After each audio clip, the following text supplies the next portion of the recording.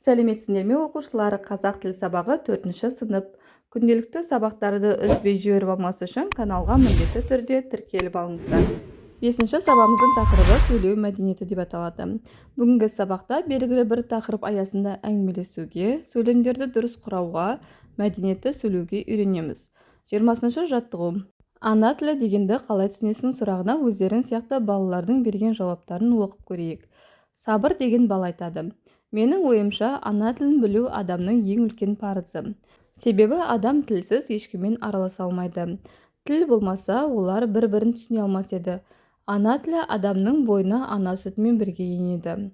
Ана әлдие арқылы тіл үйренеміз, сондықтан оны ана тілі деп атаған. Тілді де өз анаң секілді құрметтеу керек. Күләш деген оқушының жауабы: мен ана тілі дегенді анамдай қымбат, асыл дүние деп түсінемін. Сол себепті ана тілімізді құрметтеуіміз керек. Келесі Ерлан деген оқушының жауабы: менің ана тілім қазақ тілім. Қазақ халқы өте батыр, жауынгер халық. Ата-бабаларымыз жаудан елі мен жерін қорғады. Қазақ елі өз тілінің жойылмауы үшін де күресті. Сондықтан тілді дұрыс түсініп, әр адам өз тілінде жақсы сөйлеуі үшін кітапты көп оқуы керек. Сымбат деген оқушының жауабы: біз дүниеге келгеннен бастап анамыздың балапаным, ботақаным, айналайын деген сөздерін естіп келеміз. Сол себепті бұл қасиетті тілді ана тілі деп атап, оны бәрінен бұрын үйреніп, бәрінен бұрын білетін боламыз. Мінекей оқушылар, ана тілі дегенді қалай түсінесің деген сұраққа оқушылардың жауаптары осындай екен. Енді төмендегі тапсырмасына назар аударамыз. Қай жауап саған көбірек ұнады, себебін дәлелде дейді. Балалардың жауаптарының барлығы да ұнады, себебі тілге деген құрмет ерекше айтылып тұр. Мысалға алатын болсақ, Сабырдың жауабы ұнады, себебі ол жерде ана тіліңді өз анаң секілді құрметтеу керек екені айтылған. Екінші Күләштің де жауабы ұнады, себебі Күләш ана тілін қымбат, асыл дүниеге теңейді. Үшінші Ерланның да жауабы ұнады, себебі ол жерде қазақ халқының батырлығы туралы айтылған. Төртінші Сымбаттың да жауабы ұнады, себебі ол жерде ана тіліміздегі ең әдемі сөздер айтылған. Келесі сұрақ: сен де өз жауабыңды жазбаша білдір дейді. Менің жауабым: әр ұлттың өзінің ана сүтімен дарыған ана тілі болады. Менің ана тілім ол қазақ тілі. Мен өзімнің ана тіліммен, салтыммен мақтанамын.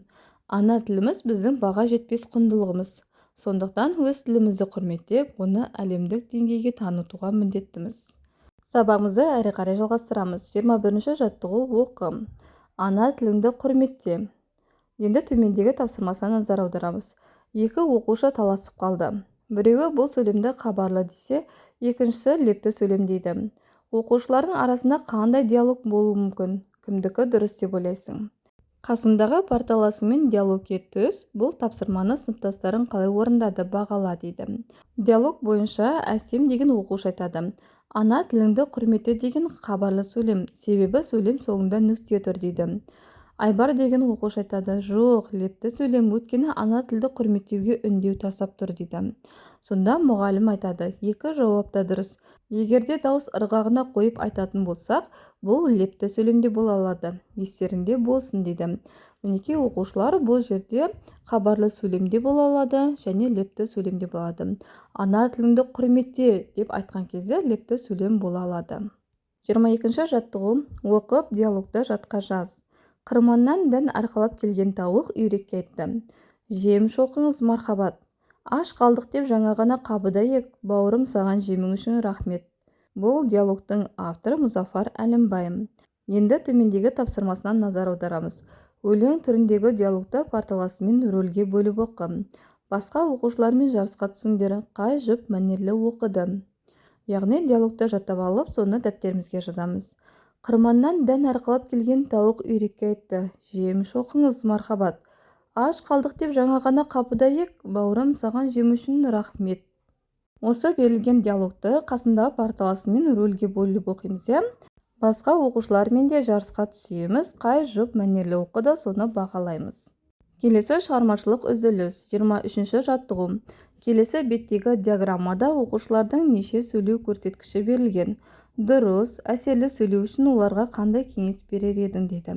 Оқушылардың сөйлеу көрсеткіштері бойынша көк түсті белгі 8 деген бағаны білдіреді. ол тез түсініксіз оқыған, иә. Ал қызыл деген белгі 12 деген бағаны білдіреді. Бұл әсерлі түсінікті оқыған. Келесі жасыл түс бізде ол 5 деген бағаны білдіреді. Бұл ойы шашыраңқы түсініксіз оқыған оқушының сөйлеу көрсеткіші. Енді оқушылар дұрыс әсерлі сөйлеу үшін оларға біз қандай кеңес береміз?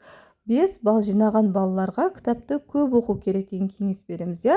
Ал 8 балл жинаған балаларға асықпай түсініп оқуына кеңес береміз. Келесі 12 балл жинаған балалар әрі қарай жаңа биіктерге талпынуы керек деген кеңес берер едік. Сабағымызды әрі қарай жалғастырамыз. 24-ші жаттығуда өз сөйлеу деңгейіңді бағалап көр дейді. Бірінші сұрақ: белгілі бір тақырыпта сөйлеу үшін алдын ала дайындаласың ба дейді. Иә. Екінші сұрақ: сөйлеуге дайындалғанда жоспар құрасың ба? Кейде құрамын. Келесі үшінші сұрақ бойынша не сөйлейтінді жоспарға сәйкес реттейсің бе? Иә. Төртінші сұрақ: сөйлегенде ойыңды дұрыс жеткізе аласың ба? Иә. Бесінші сұрақ: ойыңды нақтылай түсетін қыстырма сөздер мен мақал-мәтелді қолданасың ба? Кейде қолданамын. Келесі алтыншы сұрақ: сөйлегенде дыбыс үндестігін сақтайсың ба? Иә, сақтаймын. Жетінші сұрақ: сөйлегенде сыпайы сөздерді пайдаланасың ба? Иә, пайдаланамын. Енді оқушылар жанындағы бағалау көрсеткішін оқимыз. Иә жауабына 2 ұпай, кейде жауабына 1 ұпай, жоқ жауабына 0 ұпай. Енді біз санаймыз, иә? Иә деген жауапта бізде 1, 2, 3, 4, 5. 5 сұраққа иә деген жауап берілді. Демек 10 балл, және кейде деген сұраққа 2 ұпай, сонда барлығы бізде 12 ұпай. Егерде 10-нан 14 ұпайға дейін жинасаң, сен дұрыс әрі әсерлі сөйлей аласың дейді. Яғни менің жауабым 12 болғандықтан, мен әсерлі әрі дұрыс сөйлей алады екенмін. Егерде 6-дан 9 ұпайға дейін жинасаң, сен әлі жеткілікті мөлшерде дұрыс сөйлей алмайсың дегенді білдіреді. Егер 6-дан төмен ұпай жинасаң, дұрыс сөйлеуге ұмтылуың керек деген мағынаны білдіреді. Егер 6-дан төмен ұпай жинасаң, дұрыс сөйлеуге ұмтылуың керек дегенді білдіреді. Яғни оқушылар бәріміз де өзіміздің жауап берген нұсқамыз бойынша ұпайларды санап, сол ұпайға сәйкес осы жердегі балдарымызды анықтаймыз. Ал енді оқушылар, бүгінге берілген сабағымыз осымен аяқталды. Егерде сабақ ұнаған болса, каналға міндетті түрде тіркеліп, лайк басуды ұмытпаңдар.